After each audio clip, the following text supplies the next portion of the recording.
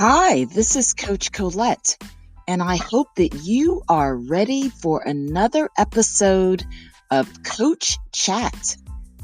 Today, I am speaking with Minda Harts. She is the founder of the Memo and also a fellow podcaster. She's host of the weekly career podcast called Secure the Seat. And it's also part of the title of her new book, which is all about helping women of color, particularly Black women, to own their seat and own their power, particularly in the workplace. In this episode, we talk about her journey from corporate America into her work now working with women, and her journey mirrors my journey in many ways. And I was excited to have this conversation with Minda, really to break down what are some of the challenges that women of color face in the workplace. Everything from microaggressions to being the only one in a particular setting. And those are both experiences that I've had in my career as well. And to be honest, even as an entrepreneur, I still experience some of those challenges. So for those of you who are also entrepreneurs or consultants, particularly if you work in the enterprise or B2B space, you'll also find some value in this Coach Chat conversation, because we really do talk about diversity and inclusion, as well as what are some of the things that we as women can do to really own our power, and as Minda says, secure our seat in the room. Because what you'll learn from this podcast is that it's not enough to just have the seat. You must secure your seat. So get ready for an exciting and informative Coach Chat conversation with me and Minda Harts.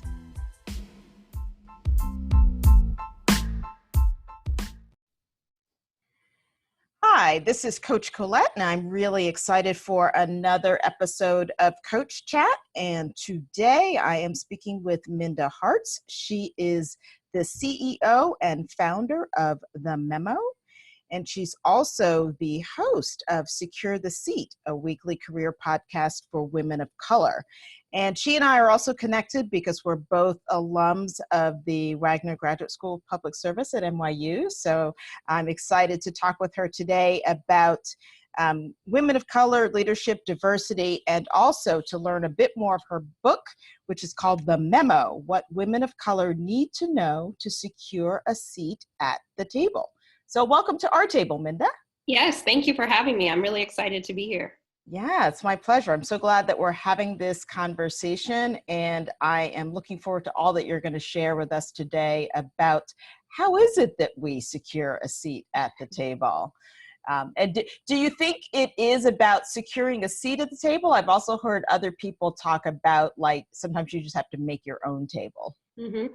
You know, it's funny that you say that, because I do wholeheartedly subscribe to Shirley Chisholm's quote, if they don't give you a seat at the table, bring a folding chair. But I also think that it's one thing to be in the room and at the table, but it's another thing to take authority over your seat, right? Over your voice. And so many of us have had a chance or might be sitting at the table right now, but to really secure it, own it, lead with purpose, and flex our voice and our muscles and use our influence. I think there's a difference to just sitting in it than securing it.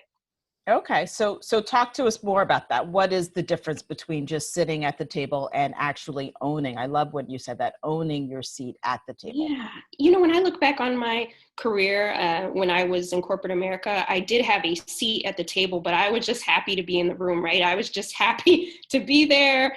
Don't want to make any waves. I was, scared to use my voice because I thought, oh, well, I'm the only one in here. I don't want to make any waves, right? That's the narrative that we have been taught for so long. And so it wasn't until much later in my career where I'm like, you know what, I'm just sitting here doing nothing. There's been meetings where I didn't even say anything, and I'd leave annoyed at myself, right? Not because anybody had necessarily done anything there. That may have happened too, but because I didn't own being in the room. I got there, my skills, my talent got me in that seat, but I have to secure it, right? So when I talk about securing a seat, it means leveraging that seat. How am I leveraging my voice? How am I influencing the decisions that are being made? I'm there for a reason. So we could just sit there and be cute, or we could sit there and secure it. And secure it also means bringing other people that look like us or underserved groups to the table too, because, what's the point of just sitting there if you're not using your power for good? And so that's the difference between just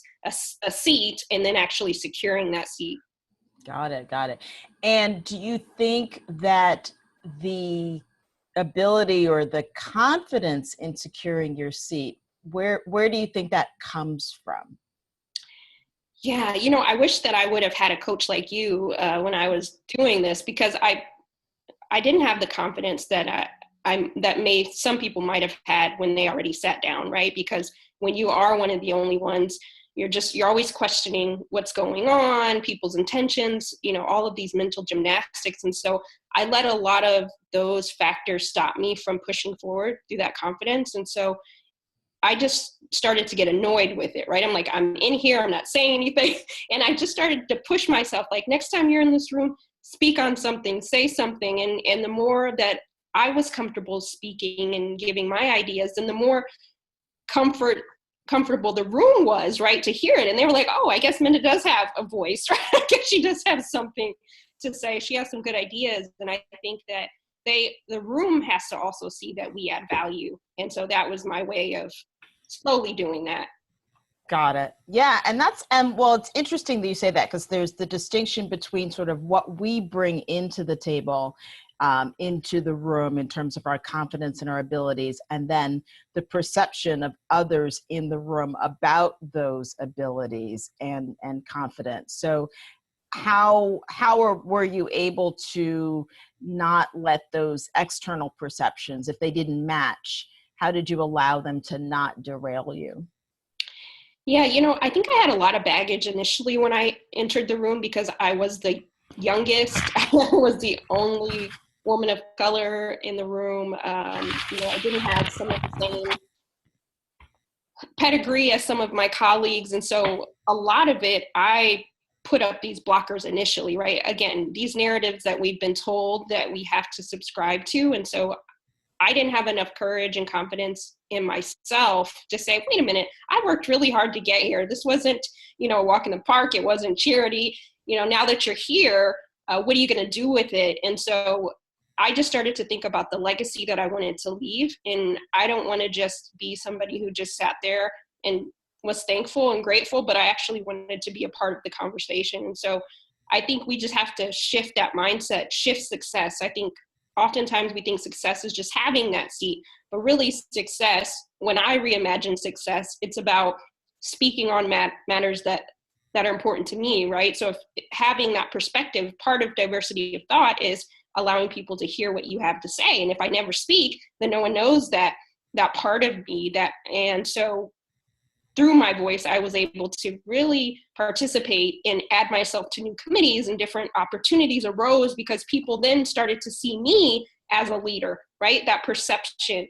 And so even though I shook through some of that nerves, right? I'm in Harlem, so you Harlem shake through the nerves, but it was important that if this was going to be that one time where people are seeing someone of color in a leadership role, then I have to represent the best that I know how. And again, I wish that it took a while for me to get to that point, but had I had a coach or some, a mentor or sponsor, I think that I would have got to that point much faster. It's so interesting that you share that, because, when I'm working with women as a coach, and when we get into sort of career aspects or even business aspects, working with entrepreneurs, because it's still our professional persona. And I think back also to my previous jobs where I could speak up for myself. What I lacked, and why I'm bringing it up, is because of what you just said. I often didn't have the right people at the table when I wasn't in the room. So I didn't always have the right sponsors. I had a fair amount of mentors, I would say, sometimes not always within the same organization, which means that they're not at the table. So how important do you think it is for people, for women of color, to have mentors and sponsors? I think it's so important. When I look back at my career, I had some good, like you said, I had tons of mentors, right? But I didn't, and I had a good sponsor, but I did not have anyone that looked like me. And so there was only certain things that I could come to them with and talk to them about. But some of those systemic issues, they didn't understand. I mean, they were empathetic, right, to what I was going through, but in their minds, it's like, oh, no one, they didn't mean that. It was a lot of that kind of conversation. And so I just realized that, okay, this is a part of my career that I just don't have anyone just talk to about it, and they're not going to understand.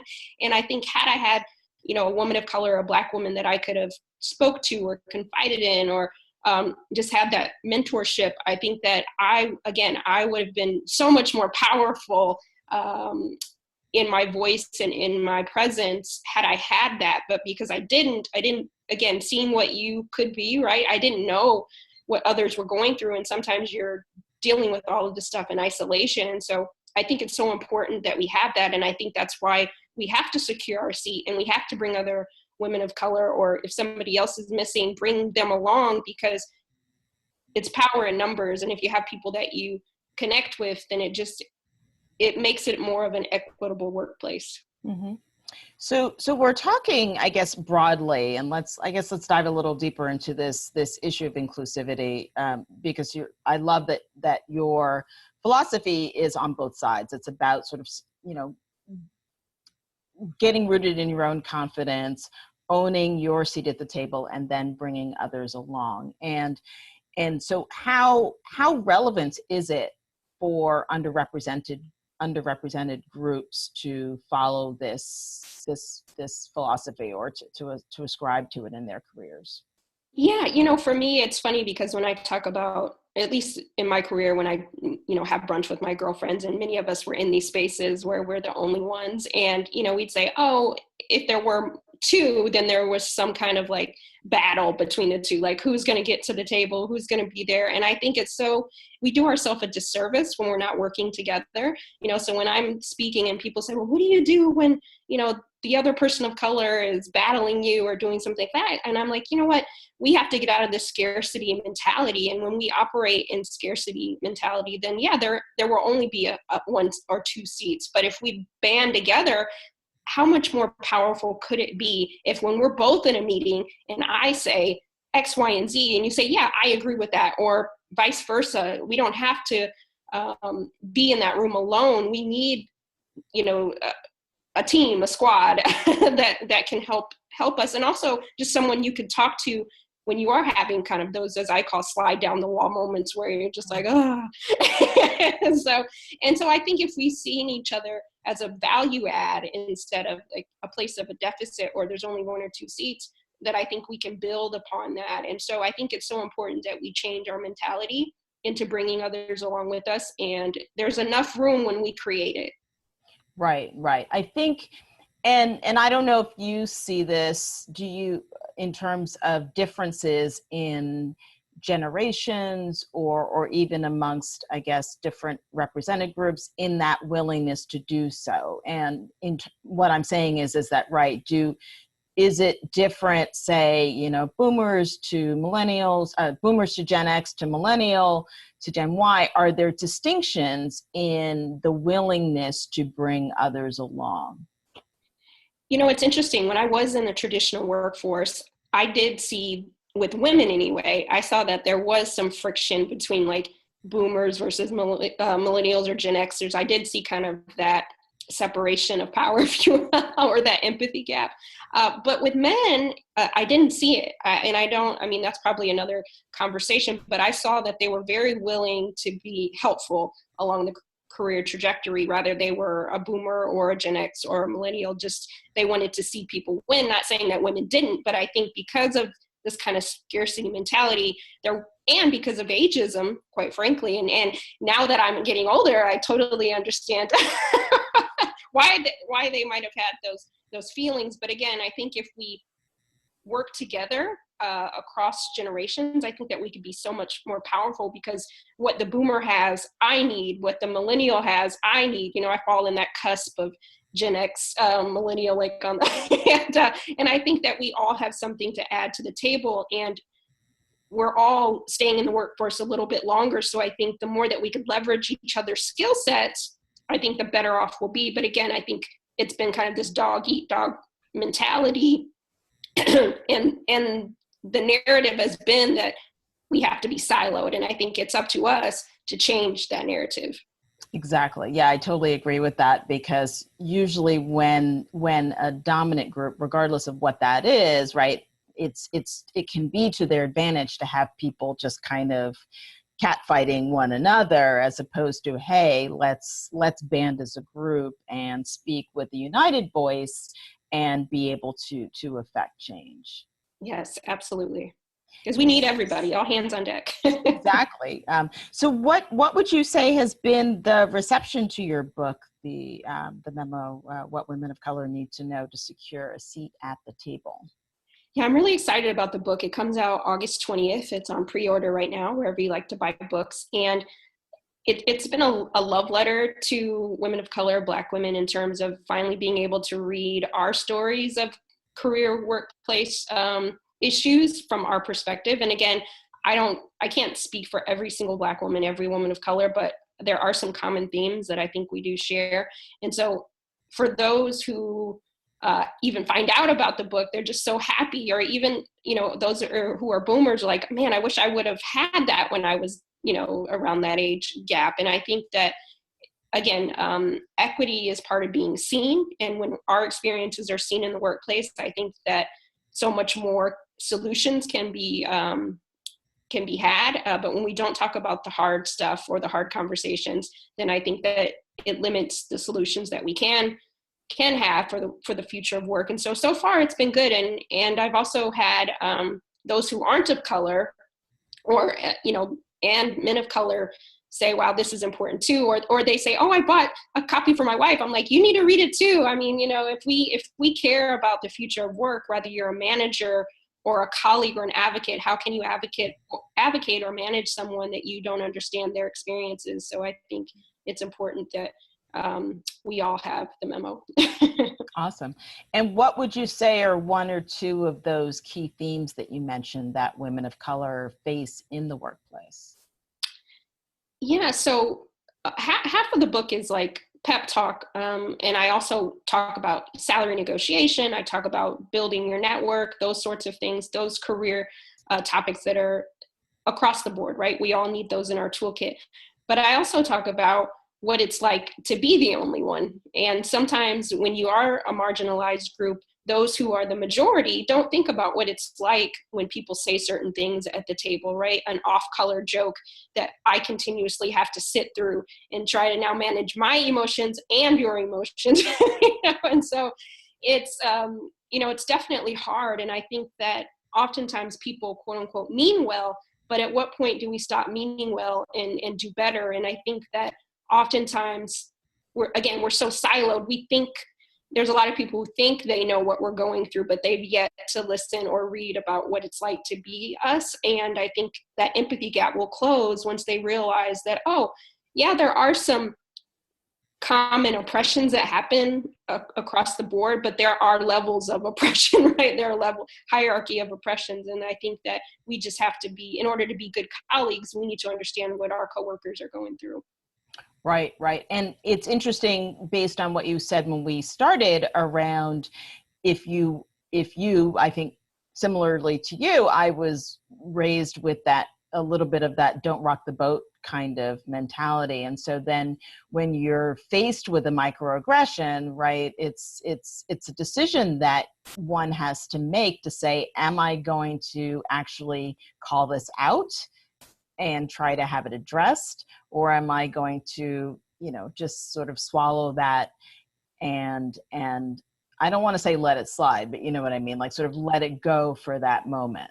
Yeah, I think a lot of us let it slide. And I hate to say that too, because that's what we were told, right? Don't just, this is how work is, right? And I think that it doesn't have to be that way. And I think that we have to start, again, calling out some of these hard truths, ugly truths, if you will, about the workplace. And, there's one story that I tell about a former boss who made a joke. I had orange fingernail polish on, and he said, "Oh, you Black people love your bright colors." And then another colleague chimed in, and it became this 15-minute conversation about Black people loving bright colors. And it's like, really? And, I'm like 24 years old, a couple years out of college. I don't even know. No one prepared me for stuff like that. And again, I'm like, I don't even know what to say. And maybe had I said something or in a way that would have been a teachable moment, he wouldn't have continued to say things every single day. But I didn't think I had the agency to be able to speak up on it. And so those are the kind of things that we're talking about. And, people were like, oh my God, I can't believe that somebody would say that. But these are the things that people are saying each and every day that we walk into work, and not even blinking about the things that come out of their mouth. And so we have to figure out how to make it through the day, again, managing our emotions and then everybody else's. So I think it's important that we have these conversations. Right. Yeah. Yeah. And I'm always the one that had to develop a poker face at a really young age, because anyone that knows me personally, like in high school, I was known for the look. And the look was kind of, before all the memes on social media, was kind of like, you just said what? So, and it's true. And even as an entrepreneur, there are times where I still need to make that choice, as in, if it's a client, prospective client or prospective partner, right? It doesn't, it goes across all of our settings. So we're constantly being challenged in certain cases to make that choice. Am I going to say something or am I not going to? Yeah, absolutely. And for me, it's really important for me to say this too, because I'm now in a position where I can talk about it freely, right? And so now that I do have the mic, right, I'm going to speak as loud as I can about it, because I know that there's women like us that can't speak about it, right? But if their managers hear one of us talking about it or read about it, and then they'll start to think, oh, let me have a little self-awareness and act a little bit better in the workplace, right? So I realized that we're not at all in a space, and it's a privilege to be able to have these kind of open conversations. Yeah, exactly. Yeah. And I feel the same way. And that is something that informs the work that I do with clients as well. And, if I can be that truth sayer that potentially helps someone like you, like you're saying, you're also that truth sayer. I love that you've got the mic and it's like, all right, it's on, right? It's that conversation. So I guess within the context of all of this, I ask all of my guests, what does start within mean to you, given all of the work that you're doing and all that we're talking about managing emotions and how, we respond to different things in and outside of work?